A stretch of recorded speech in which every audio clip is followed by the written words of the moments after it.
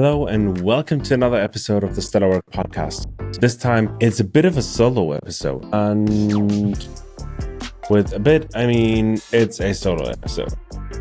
Honestly, I was sick for about 5 weeks and I was just laying in bed, had fever, bronchitis, everything came together. However, I thought recording the 60th episode with you guys might be fun and just revisiting what we've done in the past 60 episodes.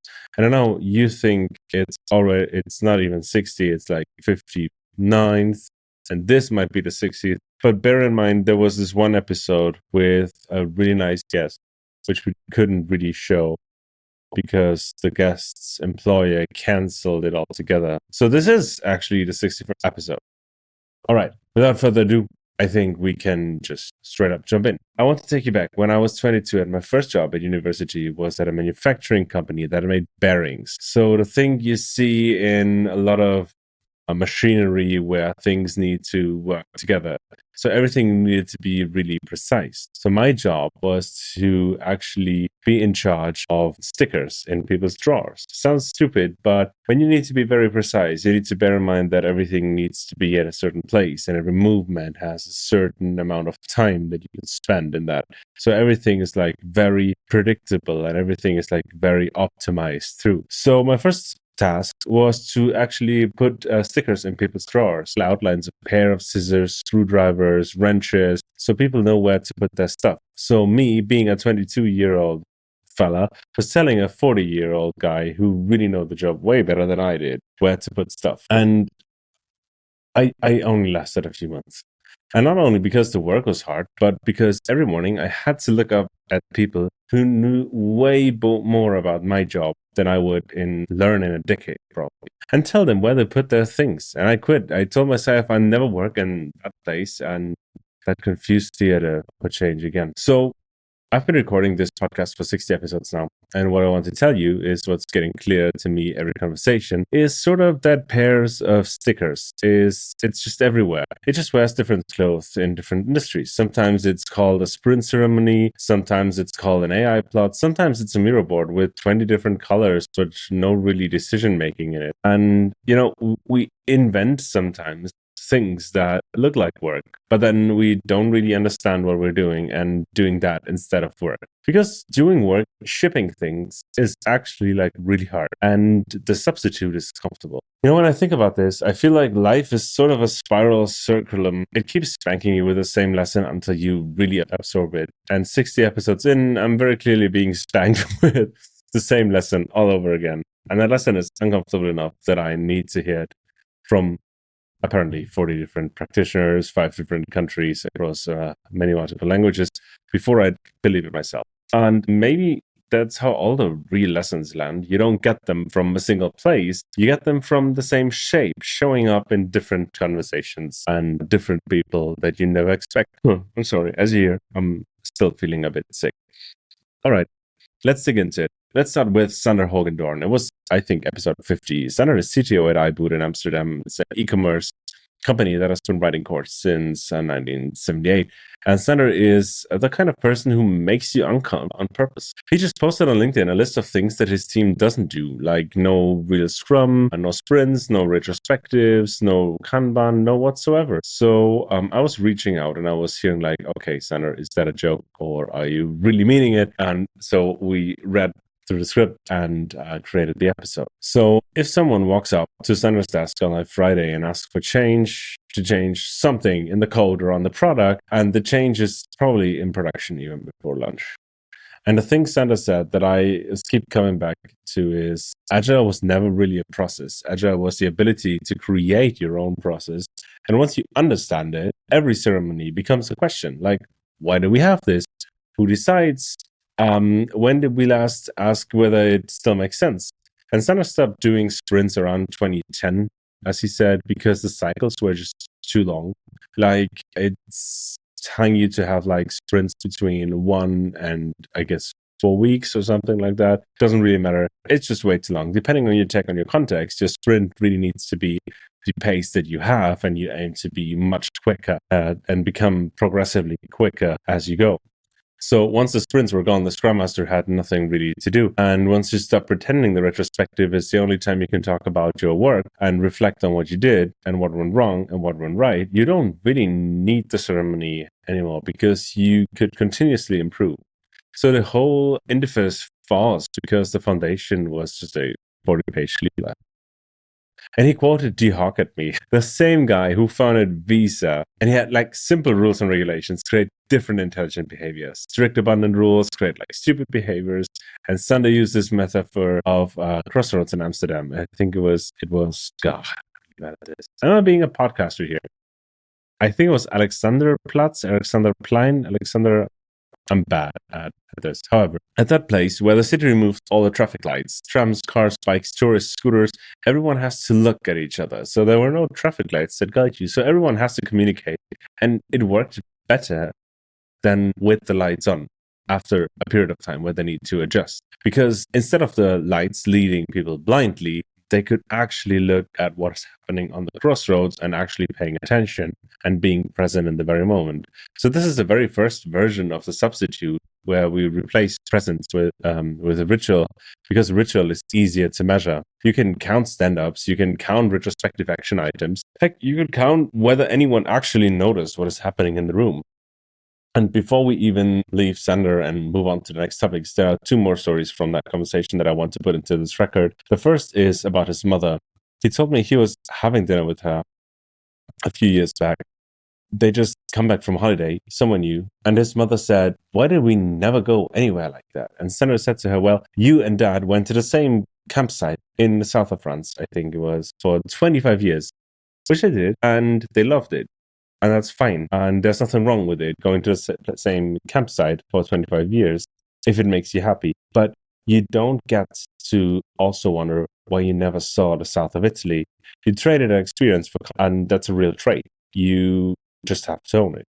So Sander uses that story for companies. If you want to keep doing what you did last year, fine. Also, don't wonder why you're being outshipped by a competitor who's experimenting and evolving and coming up with new things. You made a choice, so better own it. And the second story, which I really like, is about onboarding. So Sander has a new developer started in January this year. And he told me that onboarding looks like this in a shop. And it's the very opposite for every onboarding deck that I've seen at a corporate. There is no 4-week curriculum. There is no Jira tutorial. And he spends the day with a new person walking through architectural principles, the repo layout, and where things are. So he assigns a buddy.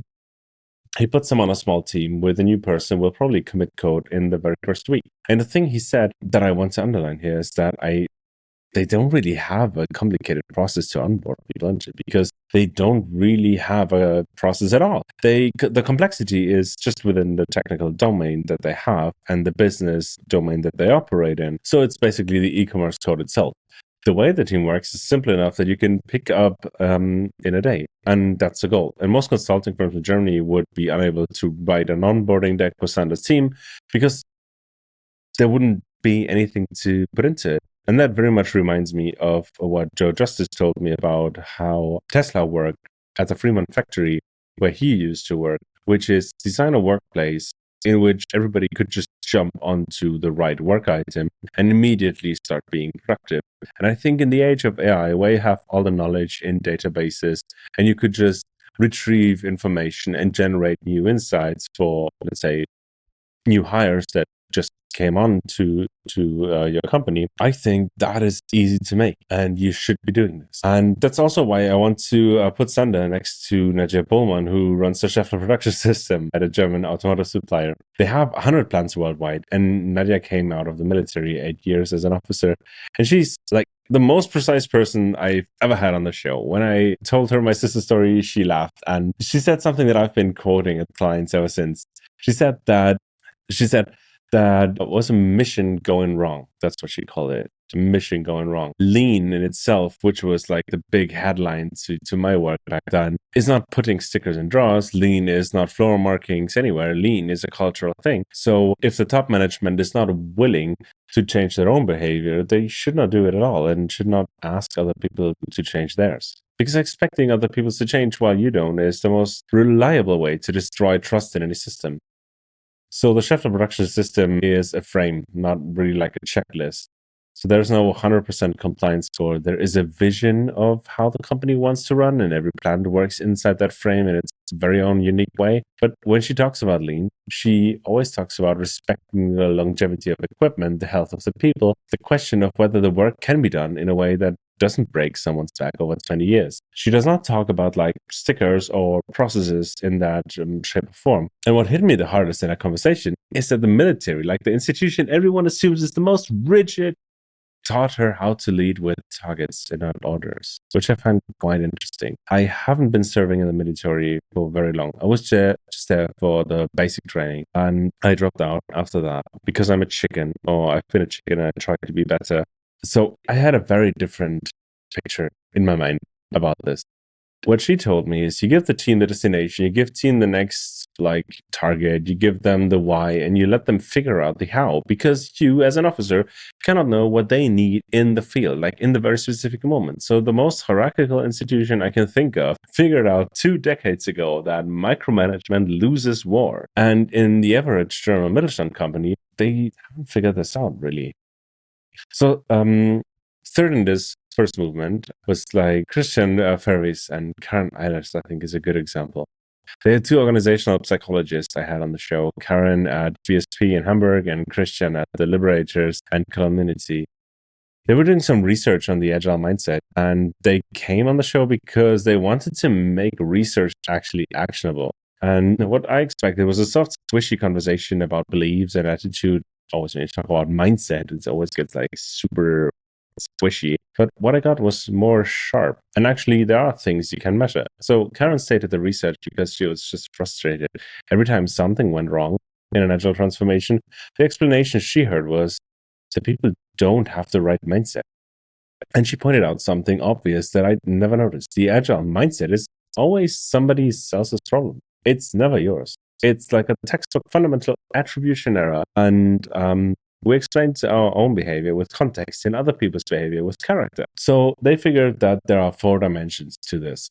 They identify the things that actually show up when teams have an agile mindset, are positive attitudes towards learning, towards collaborative change, towards customer co-creation, and towards empowerment, self-guidance. So nothing really radical, nothing you'd be putting on a poster or that I think is poster worthy. But here's the part that really mattered to me, because I always try to avoid all the mindset and non-measurable things when it comes to that, because I felt like if I cannot directly influence it in a way that I know the outcome of my own actions, I probably not mess around with it. So I haven't like touched that field ever since. And I honestly, with you guys, I still try to avoid it. I still like to work with things that I know the outcome and that I can measure. That's just me. So the data shows, however, that when you introduce new artifacts and ceremonies and let's say Jira boards, Miro sessions, none of it really moves the needle on the actual mindset, like on those 4 dimensions that Christiaan and Karen worked on. So Christiaan said it on the record that it's just a theater. It's just more theater than it is actual change. And what moves the needle is leadership behavior. So actually, while all these years after the Agile Manifesto, we've been messing around with teams, the leader who explains why work is valuable, the leader who actually creates psychological safety, which is Christiaan was carefully to remind us, not a conflict-free zone, is it's just the opposite. Psychological safety means you can have the hard conversation and still be okay with each other tomorrow. And Karen told a story about her own team where developers were scared to talk to customers because one customer had been red-faced angry in the meeting, and the fix wasn't really like a workshop or a coaching session. The fix was moving the whole development team to the customer side for a few weeks. Proximity, spending time together. The red-faced customer turned out to be passionate, not hostile. And that's something that you only see if you get to know them. And the team's agile mindset, the thing nobody really can train, shifted on its own. So Karen told me something that I want to highlight because it's the most useful single sentence I heard in all seasons for anyone running a transformation. She said, you cannot change another person's mind, and you shouldn't actually try. You can only create conditions where they can change on their own. If I come up to you and say, hey, Alex, I think you don't have the right mindset. I have a workshop and a coach for you. Do you feel motivated? I guess not. You probably feel manipulated, and you don't really like that. But the honest version of that work is to set up a situation where that person discovers the value for themselves by being put close to a customer, by being trusted to make real decisions, by seeing a colleague behave the way you want them to and not getting punished for it. Heck, maybe actually achieving something good. So everything else is the theater Christiaan was talking about. And every transformation and engagement that I've seen in the past decade has been 90% theater and 10% conditions. So there is an interesting quote there that I need to look up. That's why I'm also scrolling a bit on the screen. I couldn't really find who said it, but it's procrastination is the fear of wearing a pajama top. It looks like laziness, but it functions like armor. You guarantee failure privately so you can keep the fantasy that you could have succeeded if you actually tried. Now apply that to the corporate version. We do not run agile transformation because we believe in them. We run them because they look like change without actually requiring it. Quarterly OKR reviews are a pajama top. AI pilots with no measurable outcomes are pajama tops. Yet another reorg is a pajama top. The function is the same.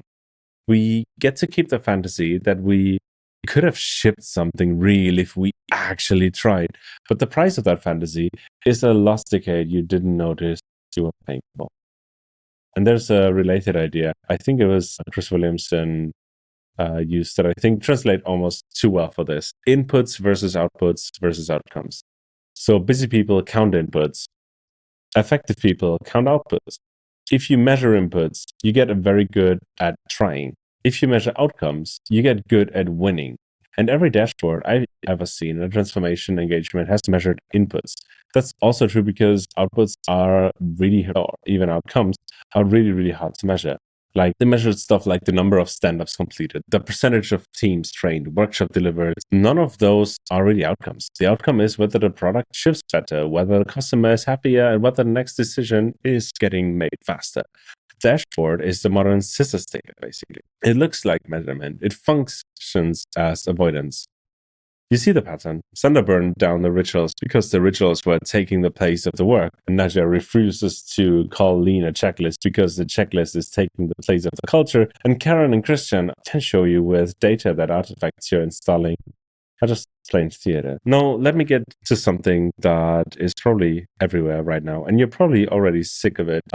But we have to talk about AI because the past episodes have been so AI heavy, and I've been learning just so much. So we really have to go through this. I'm sorry, you can skip it in show notes if you don't want to hear AI stuff, but it's the one technology that is shaping the way we work and the way that organizations will be run in probably the next decade. So, because if the first wave of substitutes was process and theater, the second wave probably is tool theater. And I had 4 guests on the season who, each in their own way, are calling out different versions of it. I had Matas Rastinis, episode 53, 54. You can look it up, I guess. He's a senior staff software engineer at Uber's developer platform. So he pretty much knows about anything that his developer really needs. And his job is to figure out which AI tools to give the engineers and actually how. He walked me through their evaluation funnel, vibes, Twitter sentiment, Hacker News, what they plugged in, and what the team is playing around. And in the middle, public benchmarks like software engineering bench, and at the lower end, it's internal benchmarks against Uber's own repos, because Uber's own repos are not hermetic in any way. They can be cleanly cloned, and that knocks out entire classes of agents. And bottom line, power users, focus groups, and then rollouts. So that is a rough setup. If you want to dig deep into this, just watch the episode or listen to it on your player. Let me look it up. 54. So first, the power users at Uber, that was really interesting. The power users at Uber are the engineers that at the very edge of the adoption curve, running 6, 7, sometimes 10 agents all in parallel. They've got teamwork sessions with notifications, agents working on different branches, the engineering essentials supervising, a small team of digital robots. And Mata said that the limit is not the actual agents. The limit is how many parallel work streams a human brain can keep alive at the same time. So the bottleneck moved up the stack. And even worse, like even if you got those 10x engineers running with like X agents, then the bottleneck even shifts further down the road. towards collaboration of teams. And even if you fix that through having agentic workflows, then the bottleneck shifts even further and eventually out of your organization. And the bottleneck becomes the adaptability of the customer to an ever-changing app, which is pretty insane. So coming back to Uber, the generalist agents are not enough. So what Matas was telling me, that to actually do useful work at a company like Uber, the agent needs tendrils into the build system, into the conversations, into the internal documentations. The deterministic plumbing matters more than the model itself. And that's true everywhere, not just at Uber. The companies winning with AI right now are not the ones that have the best subscriptions or they're burning the most tokens. They're the ones who took the time to plug in the agent to their actual context. Because I think having proprietary data and having the context and the right quality is key now. That's also why my consultancy gets bombarded with requests about like setting up wiki LLMs for small contexts or rags with vectors or graphs at larger contexts. It's something that every company is setting up right now. So probably you should be doing the plumbing as well. It's not that hard. Ask your AI how to do it. And there are a bunch of tools and cool videos out there, probably linking something in the show notes. Do not go there. Bear with me because we have a bunch of more things to cover. Moving back from Matas, and I want to introduce you to Jeff. Jeffrey Lee Chen, who runs engineering management at Snapchat and spent 10 years at YouTube before that. In talking to Jeff, was quite different. And Jeff is really honest about what's happening at the slower, more complicated company. So he told me that he spends 20 to 30 extra hours a week on top of his project on the AI side projects, because that's the only way he can keep up with all the development that is going on in the market. So he doesn't really expect his organization to be at the edge. He just refuses to let himself fall off it. And Jeff said there's a thing that I think is the most underreported truth about in this whole AI conversation. He said that every part of the process where a human is involved is actually the bottleneck. The coding might be 5 times faster now, but the design doc still needs sign-off.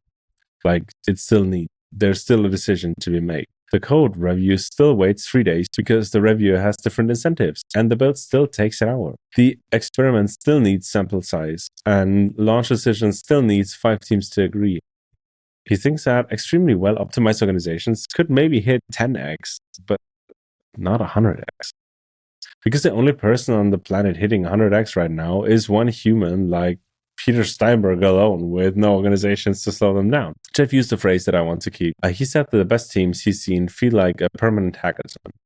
Not because they're working on unsustainable hours, because the incentives are aligned. Because everyone is reviewing the code is also building towards the same thing. Nobody is the bottleneck because nobody's queuing the bottleneck up. That permanent hackathon energy is the most rare and the most copyable thing in the conversation. And I don't think 1 in the 50 companies even that I interviewed even realized its goal. Another interesting learning that I took away, not from Jeff, but from Sophie, one of the latest episodes that we cranked out. So she's a UX researcher who came on the show, and she's been working in banking on internal systems, and Sophie's perspective on AI is from the user-centric side, of course, right?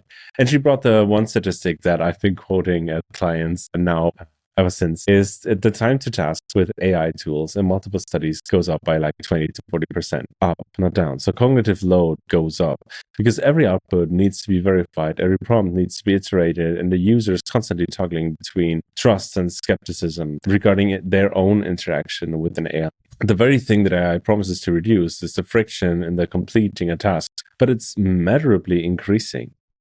And not only that, we just saw a couple of days ago where a GitHub project just went through the roof in misusing public AI chatbots from Chipotle. I think it's called Chipotle, like Chipotle AI, basically just stealing inference from Chipotle's customer support bot.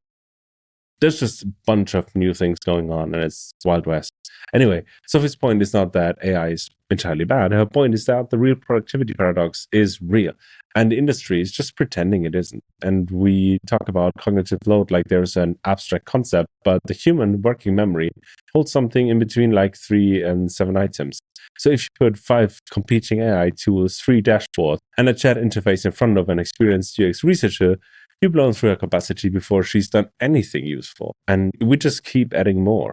And by we, I mean we and the army of bots that we summon and just send to our colleagues. She also said something about change fatigue that I think every product person should tape to their monitor. Users rely on habit. They rely on reflex. So when you ship a new feature every Tuesday because you can, you might think you're improving the product, but what you're actually doing is forcing the user to relearn constantly. Eventually, they disengage. They don't tell you. They just stop using the thing. And in the AI age, where every vendor is shipping minor model updates every week, the disengagement is happening faster than the analytics can catch it. As in a conversation with Marcelo Lopez, we didn't number this one, but it was one of my favorites of the season. Marcelo and I went into the conversation expecting to talk about Agile, and we ended up talking about the critical thinking. He dusted off some research, and he's been working on the number he hit me with, and I fact-checked it since, is that 95% of generative AI pilots in companies showed zero measurable business impact. That being right now, that could and probably will change. There's not a number I made up. That's MIT, Carnegie Mellon, multiple consulting groups, 95%, zero impact. Let that sink in. So Marcelo's framing for this is a paradigm-induced blindness, where you're presented with sufficiently plausible sounding information and the human brain tends to just go with it.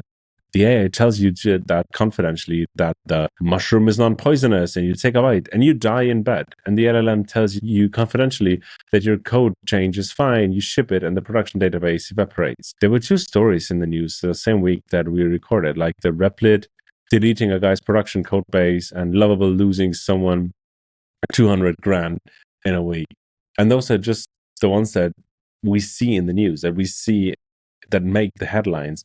But the deeper thing that he said is that he thinks that this is going to define the next decade of corporate AI, is that the use of AI tends to increase overconfidence. And we saw it with ChatGPT's latest model, the 4.8, and we'll probably see it with Meta's as well, that they reduced the overconfidence of the model by actually giving it a treat, speaking in pictures, giving it a treat or a positive feedback loop for actually saying that it doesn't know, right? So you can read this at Anthropic's blog, and I think it's really interesting because it made the AI way, way better. Another thing that we mentioned in the episode with Marcelo and I think I mentioned it in a bunch of episodes, and you should really check out that study. It came also out of MIT, and it was within the Brain Lab with Nadja Bohlmann and Eugene Hauptmann. And they actually put EEGs on people while they were completing tasks under three conditions: no LLM, LLM after thinking, LLM as the first move. The worst outcome on every measure was prompting the LLM right away. Brain activity collapsed, quality of output collapsed. The middle outcome was no LLM at all. The best outcome was thinking first, then using the LLM to refine. So think first, prompt second. Almost nobody in the workplace is doing it in that order. Most of us, including me, on bad days and somewhere in between, type the prompt before we finished forming the question. And the muscle that forms the question is exactly the muscle that is deteriorating. So I want to give you the legal story Marcel brought up because it's the cleanest illustration of where this is going to end. He's told me about the recent court filing in the US where the filing turned out to have been generated by an AI and not vetted by a human. And the AI made up case citations. The lawyers submitted them anyway because they looked plausible. The court found out this wasn't like a hobby. This was like a real filing in a real case. And Marcelo's point was that we caught it, they caught it because the filing was egregious. For every one of those we catch, there are hundreds we don't catch yet. We haven't catched yet. Like civil filings, internal memos, board reports, strategy documents, decisions being made on AI-generated plausibility that nobody on the chain of command has actually verified because verification is slow and plausibility is just really fast. And we see it with CEO communication nowadays as well. You see the "this is not X, this is Y" pattern, or the long M dash that you see in AI generated content. You see that in corporate communications from CEOs around the world as well. Philipp Klöckner, a German tech advisor and analyst, pointed that out in his keynote at the OMR festival, which was quite interesting to see. And once you've seen those patterns, you cannot really unseen them. Once you open up LinkedIn and you know about these patterns, you see them just everywhere. So Marcelo had this great riff about the corporate response to it. And we're talking about like companies like Klarna, the Swedish buy now, pay later company, that very publicly let go of a chunk of their first level support staff because they automated it with AI. Whoa. what a great shareholder story. And then they very publicly rehired some of those people because the AI couldn't actually do the job. Then they let some of them go again, always positioned, of course, as being just about to cross the chasm into the AI future where the savings would finally materialize. The savings never quite materialized. What materialized was just the equilibrium of people they hired after COVID and right now going into I wouldn't call it a recession, but if you put the AI stuff out of the S&P, it very much looks like one. Another story is Twitter cuts the headcount. The stock price goes up for a quarter. 2 quarters later, the product is broken. We've seen this play before. Marcelo's phrase for it, which is I'm going to steal, is vibe accounting. Adam Newman style. We don't actually track the ROI on AI investments because tracking it would reveal that the ROI isn't there yet. So we don't. And that is a huge problem right now when you're a controller or a CFO at a company and you get asked, okay, so how much money do we spend on tokens and what is the outcome of the money we spend? And the other line from that episode that I want to give you is when Marcelo and I were talking about the corporate AI ROI question. I asked him whether he had a good way to measure it. And he said something that I think every CIO should print out and put above their desk somewhere. He said it's no different from any other cost reduction or efficiency outcome. So this is not something new. You ship a piece of software. The question is whether the thing you ship meets expectations regardless of the cost, regardless of the technology you use. And that's basically it. Isn't a special category. It's a tool you evaluate the outcome. And if the outcome is the same as before, you're paying more for an Anthropic license, you didn't actually win. If the outcome is genuinely better, great, keep going. The fact that the industry treats AI ROI as a special, mythical, unknowledgeable thing itself should be a red flag. And I talked to a bunch of other people from Google, Dora Report, DX, and as well as I've been in San Francisco, and they all use the same metrics to measure the outcome. And even with working with retrieval systems, you would still measure the outcome and not so much the output or the input or how much you spend. You would really look at the outcome of things. So you would still try to go into the developer experience metrics to move as closely as you can, but ultimately you want that vibe-coded slop to hit the customer and see whether he notices or not. So you take Matas, Jeff, Sophie, and Marcelo together, and you have 4 different windows onto the same phenomenon. AI is real and AI is moving. The substitute that industry is selling is that AI replaces the hard parts, judgment, verification, context, time to think, eventually employers. It really doesn't. The hard parts move. They don't really disappear. The companies who treat AI as a replacement for thinking are the 95%. The companies who treat it as an amplifier for the small percentage of people who already think well, those are the ones that the industry will copy in 5 years. Those will be the winners of the AI race. We've seen that, I guess it was today, where Laura Tahoe, someone you should definitely follow on all social media channels. She's posting great content. She's now at AWS, I guess, was CTO at DX before that. And she actually said the very same thing, basically. It's the companies who can create an organization that as a whole leverages their own data, leverages the usage of AI on the whole value chain, and overcomes the thinking that an AI tool is actually something that increases your personal performance or increases the performance of a single developer, tester, product manager, whatsoever. Speaking of that, I think it always comes back to self-improvement. And because it's the one thing that I started when I went into the topic of AI. How can I leverage my own time? How can I become better? And I think that's where most of the people start. So if you look at self-improvement, it really much distributes like alcohol, not medicine. And the advice, hyper responders are the ones who should be abstaining. The people who could actually loosen up don't even sit. And if you take that and put that into the AI adoption and you get the frightening picture, people running their lives and teams on 20 parallel agents and a daily research bot are probably the only ones who should be slowing down. The people who haven't installed a single AI tool yet are often the practitioners who would benefit the most. Advice rarely balances us. It exaggerates us. AI tooling does exactly the same thing. The cautious get cautiouser and the reckless get recklesser. And 5 years from now, the gap between the two cohorts is going to be unrecoverable. So I think The people who've been self-optimized, they're already on the track. And the people who are very cautious and held back up to now are probably the ones who will probably never catch up, to be honest with you. It's very much like if you tell someone to do sports in order to stay fit, it very much lands with the person who's already doing sports to stay fit, and not so much with the person that actually needs to hear it. It's like, just because you can lift, it doesn't mean you should.